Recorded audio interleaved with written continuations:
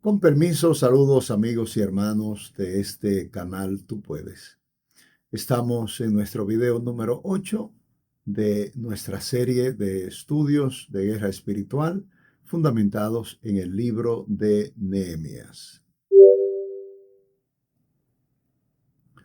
¿Cuál es el momento en que estamos ahora? Ya Hanani habló con Nehemías y dice el versículo 4, ¿cuál fue la reacción de Nehemías cuando escuchó a su hermano y a los hombres que andaban con él? Lloró, hizo luto por varios días, ayunó y buscó el rostro de Dios. Esto estaba aconteciendo justo en el mes equivalente al nuestro noviembre-diciembre, en el mes de Quisleu, y estuvo hasta el mes cuarto, el mes de Nisán, antes de que él tuviera la seguridad de parte de Dios que era el tiempo para hablar con el rey. Y dice la escritura que entró él a la presencia del rey y el rey notó que Nehemías estaba triste. Eso era una situación difícil porque estar como copero triste frente al rey podría implicar muchas cosas. El rey le preguntó el motivo y Nehemías le habló al rey. ¿Qué tiempo ha pasado entre que fue devastada la ciudad de Jerusalén y el día que Hanani junto con estos hombres decide marchar a Babilonia para hablar con Nehemías? Han pasado 142 años. Esto quiere decir que hay personas que nacieron y murieron en esta ciudad devastada. Como estamos hablando de guerra espiritual y estamos haciendo una simbología o una tipología de lo que es esta ciudad devastada del pueblo de Dios, esta ciudad en ruinas, esta ciudad con los muros caídos. Entonces, habremos de decir que es una situación en que el pueblo se siente apartado de Dios, se siente en una bruma espiritual, en tinieblas, y se siente tranquilo, no se siente molesto frente a la situación que se vive. Esto para compararlo con lo que nosotros vivimos hoy en el mundo, y es la razón por la cual hablamos de guerra espiritual. ¿Por qué? Porque cuando Jesús establece la iglesia, ya hemos hablado, Mateo capítulo 16, Jesús habla de la vocación de la iglesia. La vocación de la iglesia es enterarse, es ver la situación que vive el mundo y es enfrentarla. Enfrentarla con la autoridad de Dios. Y Jesús mismo dice que las puertas del infierno, las puertas del Hades, no habrían de prevalecer contra la iglesia.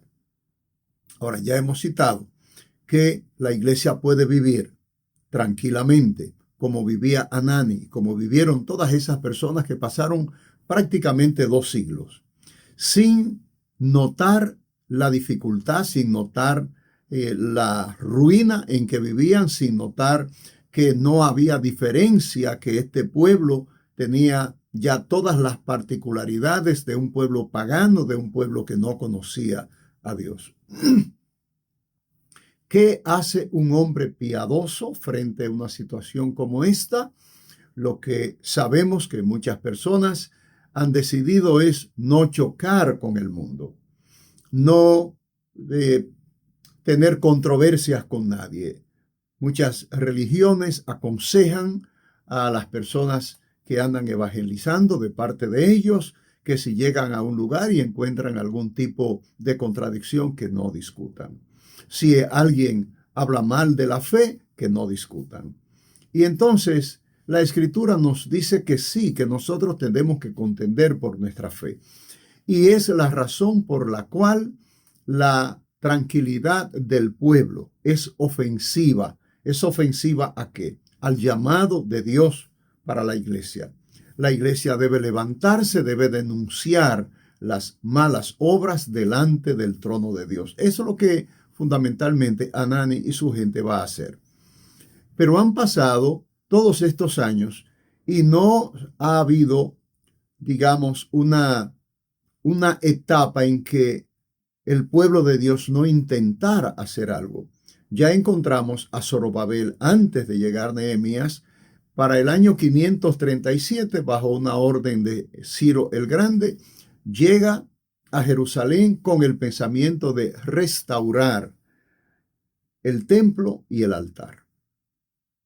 Cuando leemos el libro de Esdras nos damos cuenta que llegaron muy entusiasmados, leyendo justo en el capítulo 1, capítulo 2 de Esdras, capítulo 3, donde nos habla acerca de la restauración del altar y del culto, nos dice que se levantaron Jesúa, hijo de Josadac, y sus hermanos los sacerdotes y Zorobabel, y edificaron el altar del Dios de Israel para ofrecer sobre él holocaustos.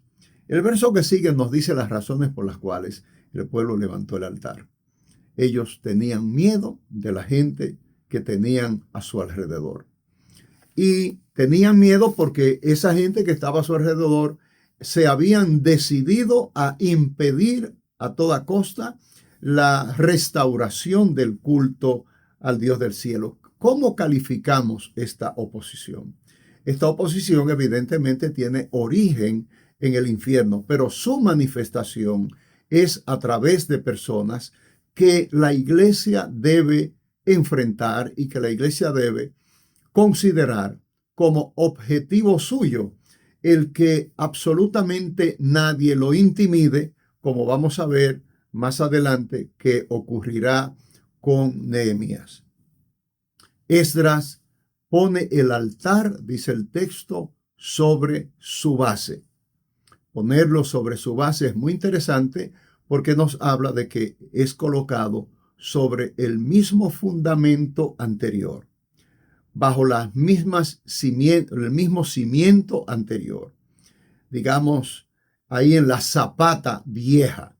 Y esto nos habla de los fundamentos, los principios espirituales en los que ellos plantaron su altar, pensando en el altar en algo más que una estructura física, pensando en el altar en ese tiempo devocional, esa manera de nosotros relacionarnos con Dios en la oración, en la lectura bíblica, en caso de ellos, los sacrificios, y en el caso nuestro, nuestra adoración, nuestra alabanza, las obras que nosotros hacemos en el nombre de Cristo, cómo enfrentamos el pecado, nuestro apartarnos del mundo. Todo eso constituye una plataforma, ¿verdad? Esa estructura en donde nosotros colocamos nuestras ofrendas delante de Dios en el sentido espiritual,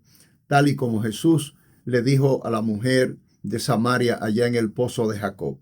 Ya no se trata de ofrecer estos sacrificios, ya no se trata de estas estructuras físicas del templo y el altar físico, un altar de tierra, un altar de piedra, un altar de metal o de cualquier material que querramos hacerlo. Ahora se trata de nuestro corazón.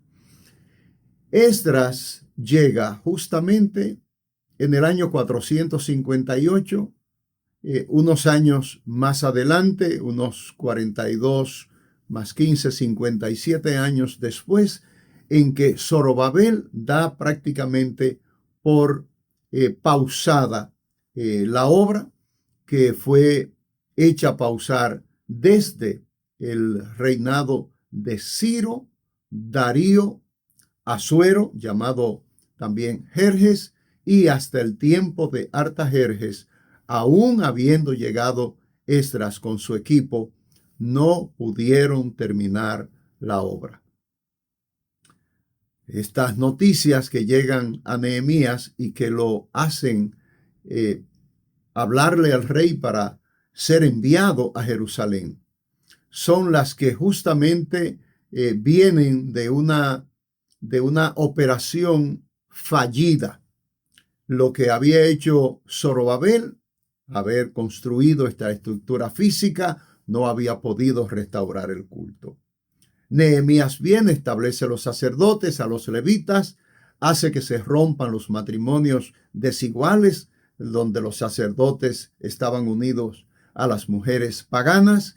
Les solicita, les pide a los que pretenden seguir el sacerdocio y a los levitas que tienen que dejar a sus mujeres. No todos lo hicieron, los que no lo hicieron fueron apartados del sacerdocio. Finalmente, aunque ya tenemos el culto, digamos que la ciudad sigue sin muros, el pueblo sigue todavía en ruinas. ¿En qué tipo de ruina? En una ruina espiritual, porque la falta de muro lo que significa es falta de identidad. ¿Qué falta? El quiénes somos de aquí hacia allá y quiénes somos de aquí hacia acá. Cuando nosotros cercamos nuestra parcela, cercamos nuestra casa, cuando ponemos verjas, estamos diciendo que dentro de las verjas vive nuestra familia y que los demás ocupan de las verjas hacia sus lados. Hay separación. Y esa palabra separación es sumamente buena porque es la palabra que significa en la Biblia santidad.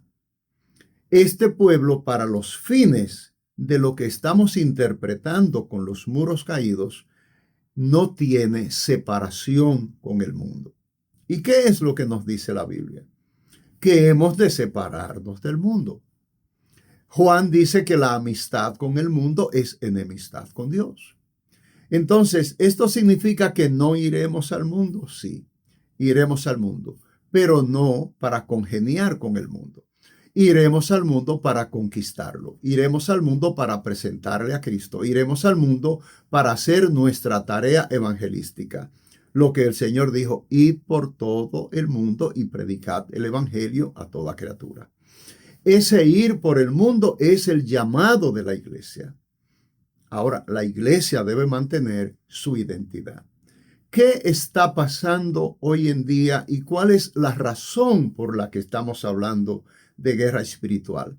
Porque la cultura cristiana, la manera de vivir bajo los principios divinos, los principios del reino, lo que sería tener nosotros nuestros muros, donde nosotros estemos identificados como pueblo de Dios, con nuestra cultura de pueblo de Dios, un pueblo temeroso de Dios, celoso de buenas obras, un pueblo apartado de vicios, apartado de impurezas sexuales, apartado de toda forma vana, débil, viciosa de vivir. Ese es el pueblo de Dios. Un pueblo que no se abraza con el mal, sino que lo identifica y lo denuncia delante de Dios y aconseja como aconsejan los principios divinos. El mundo hoy en día ha sido invadido por una corriente ideológica, por una cultura que ha sacado a Dios del pensamiento del hombre o quiere sacarlo. ¿Y ha afectado esto a la iglesia? Sí, la ha afectado. ¿Por qué? Porque la iglesia hoy se parece más al mundo que lo que la iglesia se parecía hace 40, 50 años. ¿En qué sabemos que la iglesia se parece? ¿Porque la iglesia use una ropa parecida a la que se usa en el mundo? No, no tienen que ver los colores, no tiene que ver el tipo de tela. Lo que tiene que ver es la impudicia. Lo que tiene que ver es lo que queremos hacer con la ropa que nos ponemos arriba. Si esa ropa quiere vestirnos o quiere mostrar cosas que es un apelativo sexual, es un instrumento de seducción. De eso es que hablamos cuando hablamos de una forma mundana de vestir o una forma mundana de comportarse, cuando usamos un lenguaje soez, cuando usamos palabras obscenas, cuando tenemos formas de manejar las finanzas, cuando engañamos al fisco, cuando no pagamos nuestras deudas. ese tipo de conducta que fue ajeno totalmente a la iglesia de Jesucristo, a la iglesia de Jesucristo, y que es ajeno todavía a la iglesia de Jesucristo. Siempre será ajeno a la iglesia de Jesucristo. Eso no quiere decir que no encontremos gentes dentro de las paredes de los templos que se encuentren con este testimonio. Eso quiere decir que estamos traspasados, que estamos tocados, que hemos sido asaltados y que ese asalto permanece con nosotros, que esa nueva cultura nos está invadiendo y que nosotros, frente a la abrumadora cantidad de personas que están llegando a las iglesias, lo cual de alguna forma confunde a los ministros que estamos en el altar, porque nos enamoramos de la idea de tener nuestras iglesias llenas y pensamos siempre que en el tiempo el Señor hará su obra, y ciertamente es así. El problema es cuando también nosotros los ministros comenzamos a participar de igual manera de esas prácticas insanas que encontramos ¿dónde? Ahí mismo en Jerusalén. ¿Cómo lo encontramos? Bueno, los sacerdotes habían perdido ya la noción de la obediencia a la ley, habían perdido de vista que Jehová había mandado a no unirse a las mujeres paganas y que ellos habían también abandonado el culto, y muchos de ellos abrazaron el culto a dioses ajenos. Es esa la señal que nos habla de un deterioro espiritual. Y respectivo de que nosotros nos veamos afuera, ¿verdad? Con las mismas señales del éxito terrenal. ¿Y cuál es el éxito terrenal? Bueno, cuando nosotros tenemos muchas personas, cuando hay dinero, cuando las cosas abundan, cuando de repente no tenemos prácticamente ni siquiera que gritarle mucho al Señor por las cosas que necesitamos, porque las tenemos fácilmente con nuestro dinero. Nehemías llega a Jerusalén y se encuentra en medio de esta dificultad espiritual. Dice la Escritura que cuando Nehemías llega, tomará unas cabalgaduras, no le hablará a nadie, algunas personas saldrán con él y él saldrá a visitar la ciudad. Va a ver con sus ojos lo que está ocurriendo, qué ha ocurrido, cómo vive la gente, cuál es la condición real. Ahora con sus ojos palparlo acerca de lo que le habían contado Hanani y sus compañeros allá en Babilonia.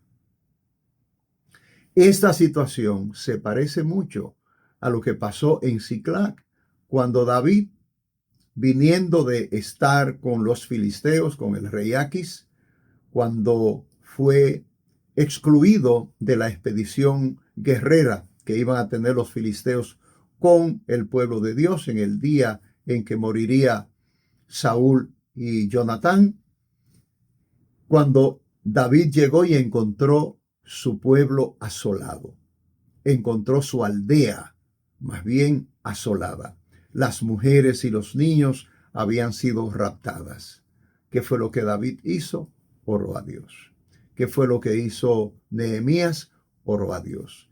Y cuando ponen mano a la obra, después que tienen dirección de Dios, a eso es lo que le llamaremos en guerra espiritual, después de contar con que Dios nos ha de entregar las puertas que envistamos. Cuando Dios le dijo a David, a la pregunta de David, ¿los persigo? Sí, persíguelos. ¿Me los entregarás? Sí, te los entregaré.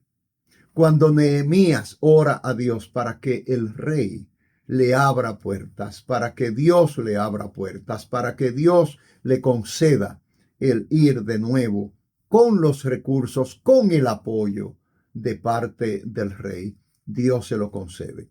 Ahora Nehemías en Jerusalén va con un grupo de sus hombres silenciosamente en su cabalgadura a hacer lo que nosotros llamamos un mapeo, a escudriñar la tierra. Y de esto estaremos hablando en nuestro video número 9. Dios te bendiga, Dios te guarde, tú puedes.